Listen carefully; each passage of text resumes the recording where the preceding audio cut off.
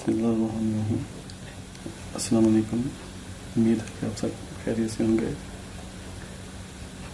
मैं हूँ इरफान रज़ा और मैं आपको BS मैथमेटिक्स का सब्जेक्ट लीनियर अलजेब्रा और एप्लीकेशन जो है वो पढ़ा रहा हूँ।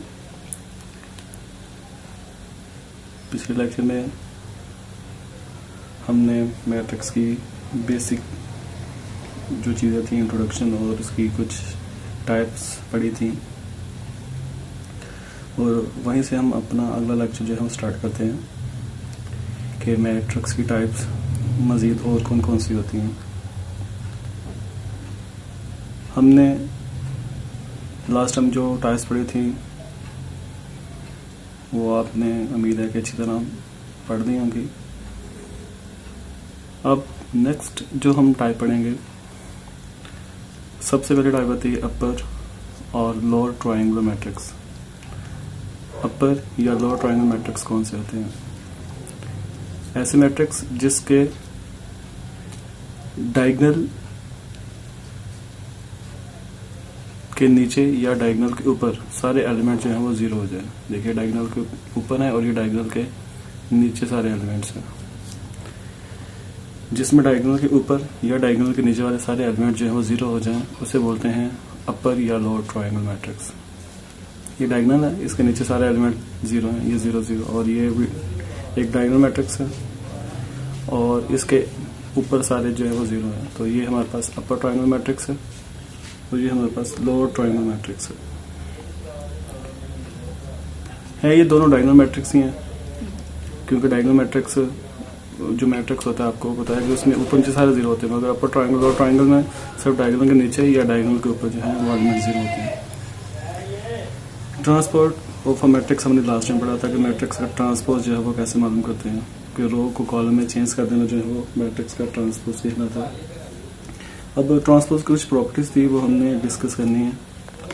पहली प्रॉपर्टी है कि A plus minus b whole transpose, A plus minus b का होल ट्रांसपोज जो है उसको अगर A प्लस माइनस बी का होल ट्रांसपोज जो है वो उसे ओपन किया जाए तो आएगा ट्रांसपोज दोनों के साथ आ जाएगा। A का ट्रांसपोज प्लस माइनस बी का ट्रांसपोज, प्लस है तो प्लस आएगा, अगर माइनस है तो वो माइनस आएगा। प्लस माइनस में ट्रांसपोज A और B पे से ट्रांसपोज ही आएंगे और कोई इसमें फ़र्क नहीं आएगा। अगर किसी भी मैट्रिक्स का डबल ट्रांसपोज आ जाए तो डबल ट्रांसपोज जो है वो दोबारा वही मैट्रिक्स आ जाएगा, क्योंकि जब आप एक दफ़ा उल्टाएंगे उसके बाद फिर दोबारा उल्टाएंगे तो वो अगेन मैट्रिक्स बन जाएगा वही जिसका आपने ट्रांसपोज लिया। उसके बाद है के ए ट्रांसपोज। के इसमें कांस्टेंट है, ठीक है, के बिलोंग्स टू कांस्टेंट, के कांस्टेंट है और ए जो है मैट्रिक्स है। जब आप ट्रांसपोज लेंगे तो कांस्टेंट पे ट्रांसपोज नहीं आएगा, सिर्फ और सिर्फ मैट्रिक्स पे ट्रांसपोज आएगा। इसी तरह अगर ए और बी दो मैट्रिक्स मल्टीप्लाई हो रहे हैं, जब उसका ट्रांसपोज ओपन किया जाए तो वो उल्ट ओपन होंगे, पहले बी का ट्रांसपोज आएगा उसके बाद ए का ट्रांसपोज आएगा। तो ये कुछ प्रॉपर्टीज हैं जो क्वेश्चंस के अंदर इस्तेमाल की जाएंगी, ये आपने अच्छी तरह याद रखनी है क्योंकि ये बार बार इस्तेमाल होती रहेंगी। उसके बाद आता है सिमेट्रिक मैट्रिक्स। सिमेट्रिक मैट्रिक्स कौन से होते हैं? A square matrix A for which A transpose A is called a symmetric matrix। एक ऐसा स्क्वायर मैट्रिक्स जिसका ट्रांसफर लिया जाए और दोबारा वही मैट्रिक्स आ जाए उसे हम सिमेट्रिक मैट्रिक्स बोलते हैं, ठीक है। यानी कि एक मैट्रिक्स A है 1 2 3 2 4 -2 3 -3 6।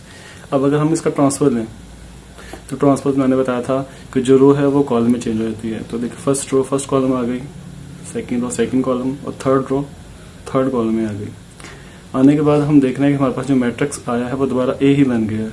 तो देखिए, हमने ए का ट्रांसपोज दिया और दोबारा ए ही मैट्रिक्स जो है वो हमारे पास आ गया है, तो इसे हम कहेंगे कि हमारे पास ए जो है वो सिमेट्रिक मैट्रिक्स है।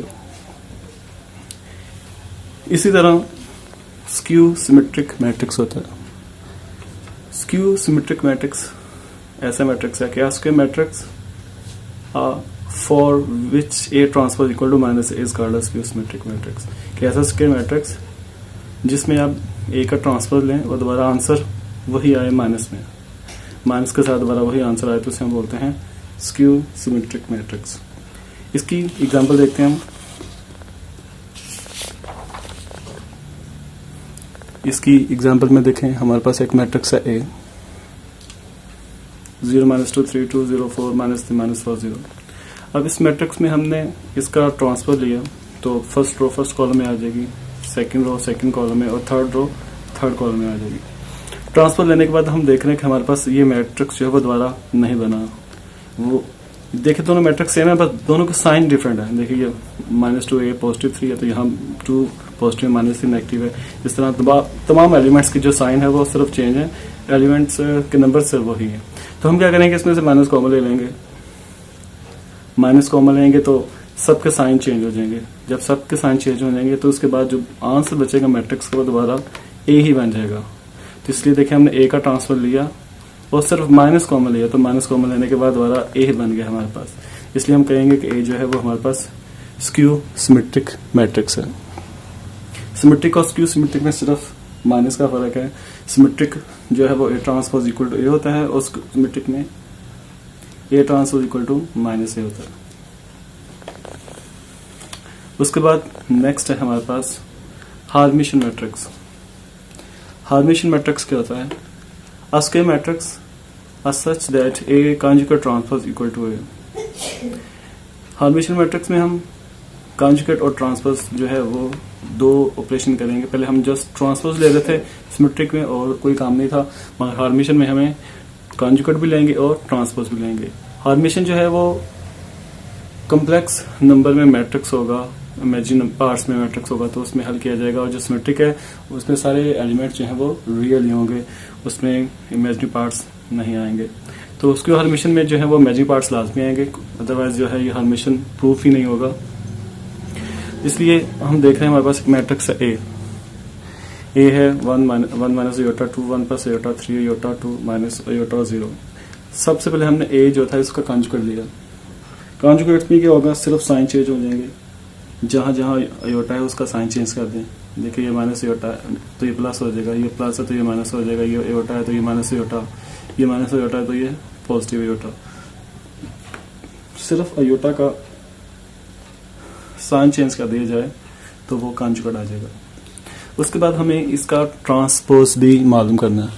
इसका ट्रांसपोज लेंगे अब हमने ए कॉन्जुगेट का ट्रांसपोज लिया कि हमने इसकी रो को कॉलम में चेंज कर देना। फर्स्ट रो को हमने फर्स्ट कॉलम बना दिया, सेकंड रो को हमने सेकंड कॉलम और थर्ड रो को हमने थर्ड कॉलम बना दिया। रो को कॉलम में चेंज करने के बाद हमने देखा कि हमारे पास जो आंसर आया है मैट्रिक्स का वो दोबारा हमारे पास ए ही बन गया। ठीक है, ये आंसर हमारे पास ये है, ये दोबारा ए ही बन गया। तो हम कहेंगे कि ए कॉन्जुगेट का ट्रांसपोज इक्वल टू ए आ गया। तो पता चल गया कि हमारे पास जो ए हमें दिया गया था वो हार्मिशन मैट्रिक्स है। तो सिंपल ये हार्मिशन मैट्रिक्स का पहले हम कॉन्जुगेट लेंगे और फिर ट्रांसपोज लेंगे तो दोबारा वही मैट्रिक्स बन जाएगा, तो इसे हम बोलते हैं हार्मिशन मैट्रिक्स। उसके बाद नेक्स्ट आता है स्क्यू हार्मिशन मैट्रिक्स। जिस तरह सिमेट्रिक और स्क्यू, सिमेट्रिक था स्क्यू था, इसमें भी हार्मिशन के साथ जो है वो स्क्यू हार्मिशन मैट्रिक्स क्या होगा? स्क्यू हार्मिशन मैट्रिक्स में है कि ask a matrix A such that A conjugate transpose equal to -A. जिस तरह स्क्यू सिमेट्रिक में माइनस आ रहा था, इस तरह स्क्यू हार्मिशन में भी सिर्फ माइनस आएगा। सिमेट्रिक और स्क्यू सिमेट्रिक में सिर्फ अलामत का चेंज है। सिमेट्रिक जो है वो पॉजिटिव होता है और स्क्यू सिमेट्रिक है वही है मगर -a होगा। तो इसकी एग्जांपल कहते हैं।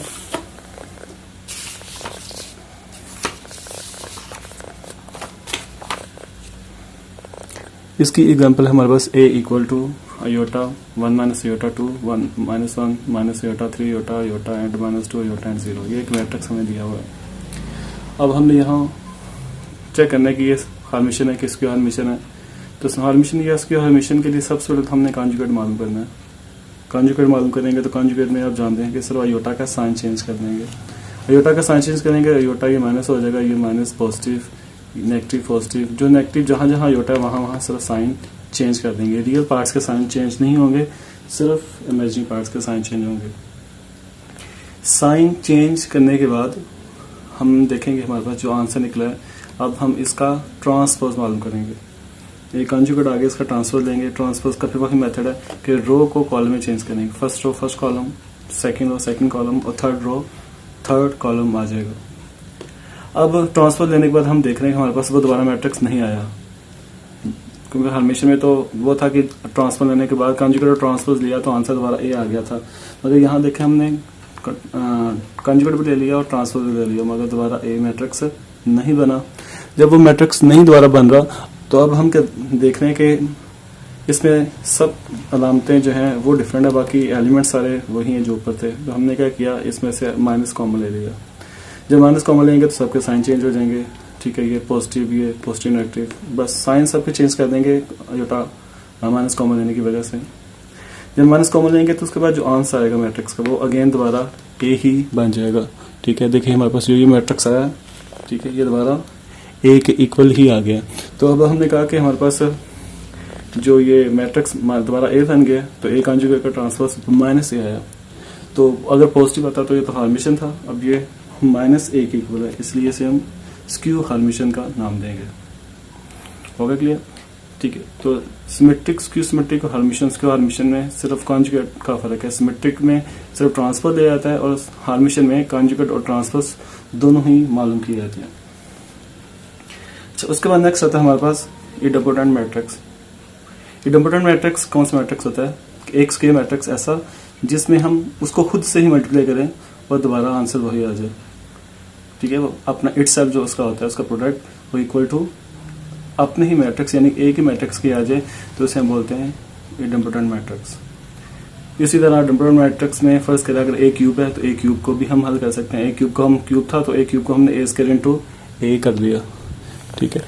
तो इडम्पोटेंट मैट्रिक्स में हमने ए स्क्वायर इक्वल टू जो ए था वो यहाँ पुट करेंगे, ए क्यूब जो था A cube equal to A square minus A आ गया था। तो A square equal to A के इक्वल है, क्योंकि हम यहाँ जानते हैं कि A square equal to A है, तो हमने ए स्क्वायर की जगह पे ए लगा दिया। अब फिर a dot a equal to A square हो गया और a square again equal to क्या है, ए के। तो देखिए प्रूफ हो गया कि ए क्यूब भी इक्वल टू ए के आएगा। इसी तरह अगर हम ए फोर मालूम करते हैं तो ए फोर में हम ए फोर को ए स्क्वायर का स्क्वायर करेंगे और ये स्क्वायर का स्क्वायर करने के बाद ए स्क्वायर जो है वो इक्वल टू ए है, तो हमने ए स्क्वायर की वैल्यू ए लगा दी और स्क्वायर वैसे आ गया।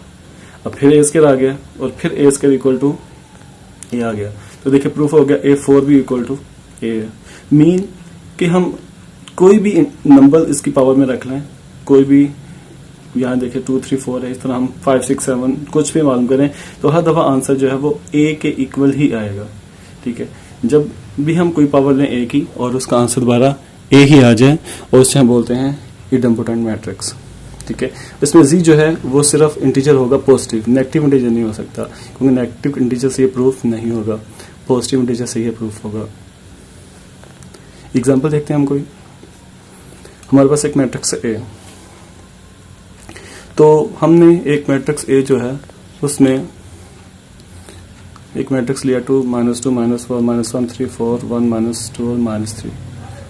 इस मैट्रिक्स में हमने ए स्क्वायर मालूम किया, ए स्क्वायर मालूम करेंगे तो हमने ए को ए के साथ ही मल्टीप्लाई करना है। तो हमने ए को ए के साथ जो है वो मल्टीप्लाई किया, ए मैट्रिक्स इंटू ए मैट्रिक्स। जब हम इन दोनों को मल्टीप्लाई करेंगे, ठीक है, मल्टीप्लाई करने से हमारे पास अगेन यही मैट्रिक्स वाला बन जाएगा, ए ही। मल्टीप्लिकेशन मैंने नहीं की, मैंने डायरेक्ट कर दिया, तो आप इसके मल्टीप्लिकेशन करके देखेंगे फिर भी आपको पता चल जाएगा कि मल्टीप्लिकेशन करने के बाद अगेन मैट्रिक्स जो है वो दोबारा वही आ जाएगा जो हमारे पास ए था। तो देखिए हमने ए स्क्वायर को मल्टीप्लाई किया 2 टाइम और आंसर दोबारा ए ही बन गया। तो देखिए ए स्क्वायर इक्वल टू ए आ गया। तो हमने क्या दिया कि ए जो है वो इडम्पोटेंट मैट्रिक्स है, क्योंकि ए स्क्वायर इक्वल टू दोबारा ए के इक्वल ही आ रहा है, ठीक होगा क्लियर। इडम्पोटेंट मैट्रिक्स में क्या होगा कि आप एन की कोई भी पावर लें और उसका दोबारा आंसर जो है वो ए ही आएगा, ए एन इक्वल टू ए कोई भी आ जाए तो वो हमारे कहलाएगा इडम्पोटेंट मैट्रिक्स। उसके बाद नेक्स्ट हमारे पास आता है नीलपोटेंट मैट्रिक्स। कि नीलपोटेंट मैट्रिक्स कौन सा होता है? नीलपोटेंट मैट्रिक्स ऐसा मैट्रिक्स कि हम ए की कोई भी पावर लें, ठीक है, 2 3 4 5 कोई पावर भी लें और उसको अगर हल किया जाए तो उसका आंसर 0 आ जाएगा, यानी कि नल मैट्रिक्स आएगा। तो नीलपोटेंट नल मैट्रिक्स से ही निकला है, तो इसका आंसर जो है वो नल मैट्रिक्स आएगा, तो हम इसको कहेंगे नीलपोटेंट। यहाँ भी जो n है वो कोई ना कोई पॉजिटिव इंटीजर होगा, नेगेटिव इंटीजर नहीं हो सकता। तो n इक्वल टू जो है n बिलोंग्स टू जो है z पॉजिटिव होगा, ठीक है। अब एग्जाम्पल भी करते हैं तो फिर आपको क्लियर हो जाएगा। जैसा कि हमारे पास एक मैट्रिक्स है ए 1 1 3 5 2 6 -2 -1 -3। अब हम पहले ए स्केयर मालूम करते हैं कि ए स्केयर क्या आएगा, क्योंकि एन हमने पावर लेनी है, एन 2 पावर ली हमने, तो 2 लेने से हमने ए को ए के साथ मल्टीप्लाई किया। एक मैट्रिक्स है ए और ए मैट्रिक्स है, तो हमने दोनों को मल्टीप्लाई किया। मल्टीप्लाई करने का मेथड जो है वो आप जानते हैं कि रो को कॉलम से मल्टीप्लाई करते हैं। तो हमने फर्स्ट रो के एलिमेंट को फर्स्ट कॉलम के एलिमेंट से मल्टीप्लाई किया, फिर सेकंड कॉलम के एलिमेंट से, और फिर थर्ड कॉलम के एलिमेंट से। इस तरह फिर हमने सेकंड रो को भी फर्स्ट कॉलम से, सेकंड कॉलम से, थर्ड कॉलम से मल्टीप्लाई किया, और लास्ट में भी हमने थर्ड रो को भी फर्स्ट, सेकंड और थर्ड कॉलम से मल्टीप्लाई करके ये सोल्यूशन निकाला। जब हमने इसको प्लस माइनस किया तो ये आ गया 0 0 0 3 3 9 एंड -1 -3। अब देखिए हमारे पास ए स्केयर जो है वो नल मैट्रिक्स नहीं आया, क्योंकि हमें तो प्रूफ करना था कि निलपोटेंट है कि नहीं है। तो निलपोटेंट के लिए तो जरूरी है कि मैट्रिक्स जो है वो 0 0 सर आना चाहिए, नल मैट्रिक्स आना चाहिए। तो नल मैट्रिक्स नहीं आया हमारा, तो हम अगेन इसको फिर नेक्स्ट पावर लेते हैं। 2 पावर तो हमने हल कर लिया, अब हम 3 पावर लेंगे। तो जब 3 पावर लेंगे तो 3 पावर में हम देख रहे हैं ए क्यूब है, तो ए क्यूब का हम लिख सकते हैं ए स्केयर इंटू ए। तो ए स्केयर का आंसर ये है 0 0 0 3 3 9 -1 -3, और ए का आंसर हमारे पास ये गिवन मैट्रिक्स है 1 1 3 5 2 6 और -2 -1 -3। हमने ए स्केयर को और ए को आपस में मल्टीप्लाई किया। जब हम इन दोनों को आपस में मल्टीप्लाई करेंगे तो मल्टीप्लाई करने के बाद जब आप देखेंगे कि हमारा आंसर जो है वो नल मैट्रिक्स बन जाएगा। देखिए सारे एलिमेंट्स हमारे 0 आ गए हैं, 0 0 0, तमाम मैट्रिक्स 0 हो गया। तो हमने देखा कि ए क्यूब जो है हमारा इक्वल टू दोबारा जो है वो 0 के इक्वल आ गया। ठीक है, ए क्यूब इक्वल टू 0 आ गया, तो हम कहेंगे कि ए जो है वो निलपोटेंट मैट्रिक्स है। तो अगर वो इसका इंडेक्स पूछे तो इसका इंडेक्स क्या है, तो जो पावर होती है वो उसका इंडेक्स है, यानी कि जो ए एन जो है इसमें ये इसका इंडेक्स होगा कि एन की जितनी पावर हम यहाँ रख के हल करेंगे तो जो पावर आएगी उसको हम लिखते हैं वो उसका इंडेक्स है। तो ये इंडेक्स इसका आएगा 3। हो गया क्लियर? निलपोटेंट मैट्रिक्स ऐसा मैट्रिक्स जिसमें हम n की कोई भी पावर लें और उसका आंसर 0 आए। तो हमने देखा 2 पावर ली थी तो 2 पावर से आंसर 0 नहीं आया था, फिर हमने 3 पावर लिया तो उससे आंसर 0 आ गया। तो प्रूफ हो गया कि ए जो है वो निलपोटेंट है और उसका इंडेक्स जो है वो 3 है। 3 लेने से इसकी आंसर जो है वो 0 आ रहा है। अच्छा, ये लास्ट अब हमारी टाइप है इस मैट्रिक्स की, उसके बाद हमारे तमाम टाइप्स जो है खत्म हो जाएंगी। उसके बाद हम कुछ जो है वो एक्सरसाइज के क्वेश्चन जो है वो सोल्यूशन करेंगे इंशाल्लाह नेक्स्ट सोल्यूशन अपने लेक्चर में। तो लास्ट हमारे पास है इनवॉल्यूटरी मैट्रिक्स। इनवॉल्यूटरी मैट्रिक्स कौन सा मैट्रिक्स होता है? कि ऐसा मैट्रिक्स जिसमें हम ए स्केयर मालूम करें और उसका आंसर आई आ जाए। ठीक है, ऐसा मैट्रिक्स जिसमें ए स्केयर इक्वल टू आइडेंटिटी आ जाए, आई मीन आइडेंटिटी इधर आइडेंटिटी आ जाए, उसे बोलते हैं इनवॉल्यूटरी मैट्रिक्स। इनवॉल्यूटरी मैट्रिक्स को चेक करने का वही मेथड है जो भी हमने ऊपर बाकी टाइप्स के अंदर पढ़ा था। हमारे पास एक मैट्रिक्स देखें ए है 1 -1 0 0 -1 0 0 0 1। अब हमने देखें ए स्केयर मालूम करना है, तो ए स्केयर के लिए हमने ए को ए के साथ अगेन मल्टीप्लाई किया। ये मैट्रिक्स ये सारा और ये भी ए मैट्रिक्स सारा, इन दोनों को अपने आपस में मल्टीप्लाई किया। मैंने फिर डायरेक्ट कर दिया, आप मल्टीप्लिकेशन करके चेक भी कर सकते हैं। जब इन दोनों को मल्टीप्लाई करेंगे तो आंसर जो हमारा जो रिजल्ट हमारा है वो आ जाएगा 1 0 0 0 1 0 0 0 1। तो ये हमारा आंसर एक आइडेंटिटी मैट्रिक्स बन गया। तो ए स्क्वायर इक्वल टू आई आ गया। तो देखिए हमने प्रूव कर दिया कि हमारा जो मैट्रिक्स है ये इनवॉल्यूटरी मैट्रिक्स है। ठीक है, तो ये हमारे पास कुछ टाइप्स है मैट्रिक्स की जो हमने डिस्कस की हैं। इसमें ये मैट्रिक्स जितनी भी हम टाइप्स पढ़े इसके लिए मैट्रिक्स का स्केयर होना जो है वो बहुत ज़रूरी है। स्केयर के बगैर जो है वो मैट्रिक्स जो है वो हल नहीं होंगे। अभी हमने जो मैट्रिक्स पीछे पढ़े हैं अभी इसमें देखें हमारे पास ट्रायंगल मैट्रिक्स, अपर ट्रायंगल, लोअर ट्रायंगल मैट्रिक्स के लिए भी स्केयर मैट्रिक्स होना ज़रूरी है। सिमेट्रिक हो या स्क्यू सिमेट्रिक हो उसके लिए भी मैट्रिक्स का स्केयर होना ज़रूरी है। और इसी तरह हार्मिशन या स्क्यू हार्मिशन हो उसके लिए भी मैट्रिक्स का स्केयर होना ज़रूरी है। तो जितनी भी हमने टाइप पढ़ी इन सब में मैट्रिक्स का स्केयर होना जो है वो ज़रूरी है। स्केयर नहीं होगी तो ये प्रूफ नहीं होंगे। निलपोटेंट में भी देखे स्केयर होना चाहिए मैट्रिक्स, उसके बाद इनवॉल्यूटरी मैट्रिक्स में भी स्केयर होगा और लास्ट जो हमारा था इडेम्पोटेंट मैट्रिक्स ये। तो इन जितने भी हमने टॉपिक्स पढ़े हैं आज इन टाइप्स में तमाम जो टाइप्स हैं उसमें मैट्रिक्स का स्किल हो ये स्किल मैट्रिक्स पे अप्लाई किए जाते हैं। तो उम्मीद है कि आपको इस लेक्चर की जो है वो समझ आई होगी। अगले लेक्चर में हम इंशाल्लाह एक्सरसाइज के जो है वो कुछ क्वेश्चन करेंगे, कुछ थ्योरम्स और प्रूफ्स हैं वो भी साथ ही इंशाल्लाह हम पढ़ेंगे। तो आप इसके लिए एक्सरसाइज जो है वो प्रैक्टिस करें इन सवालों में। इन सवालों की 3.1 जो है वो उसमें काफ़ी क्वेश्चन इस तरह के हैं जिसमें आपने ये प्रूव करने हैं। तो आप 3.1 एक्सरसाइज जो है उसकी प्रैक्टिस करें तो आपको इंशाल्लाह ये सारे जो टाइप्स हैं वो आसानी से समझ लग जाएंगी। तो इंशाल्लाह थर्ड लेक्चर में फिर मिलते हैं, तब तक के लिए अल्लाह हाफिज़।